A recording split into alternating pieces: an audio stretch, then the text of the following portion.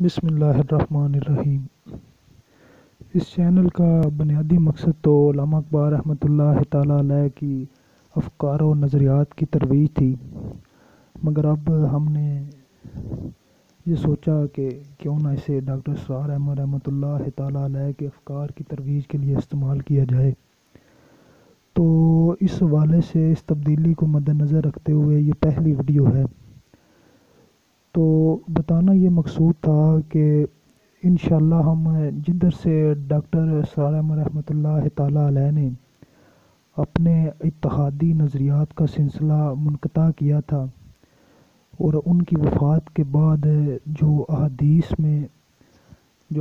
کی کتب کے آخری ابواب میں دور فتن والی احادیث ہیں، ان پہ سوچ و بچار کا جو سلسلہ رک گیا تھا، ہم انشاءاللہ کوشش کریں گے ڈاکٹر اسرار احمد رحمۃ اللہ تعالیٰ علیہ کی تعلیمات کی روشنی میں اسے دوبارہ سے بحال کریں اور ان احادیث کو دور حاضر کے ساتھ جوڑ کے ان سے کچھ نتائج حاصل کرنے کی کوشش کریں۔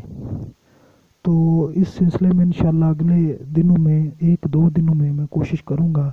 اہم ترین ویڈیوز لے کے آؤں، اور فری میسنز کے متعلق اور موجودہ یہ کرونا کی وبا ہے، اس کے متعلق جو عوام الناس میں ابہام پائے جاتے ہیں ان کو دور کرنے کی کوشش کروں اور بہترین معلومات فراہم کرنے کی کوشش کروں انشاءاللہ۔ تو آپ میرا ساتھ دیں گے اس چینل کو پروموٹ کرنے میں، اس کے سبسکرائبر ویوز بڑھانے میں، تاکہ یہ آواز دور تک پہنچائی جا سکے۔ اصل میں ہمارا معاملہ یہ ہے کہ ہم مطالعہ کم کرتے ہیں اور آگے سے اپنی بات زیادہ پہنچانا چاہتے ہیں۔ مطالعہ رک گیا ہے قوم میں،